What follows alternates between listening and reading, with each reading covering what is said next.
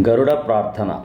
సుపర్ణం వైనతేయంచ నాగారిం నాగభీషణం జితాంతకం విశారించ అజితం విశ్వరూపిణం గరత్మంతం ఖగశ్రేష్టం తార్క్ష్యం కశ్యపనందనం ద్వాదశైతాని నామాని గరుడస్య మహాత్మనః యః పఠేత్ ప్రాతరుత్థాయ స్నానే వా శయనేపి వా విషన్నాక్రామతే తస్య నచ హింసంతి హింసకాః సంగ్రామే వ్యవహారే చ విజయస్తస్య జాయతే బంధాన్ ముక్తిమాప్నోతి యాత్రాయాం సిద్ధిరేవ చ.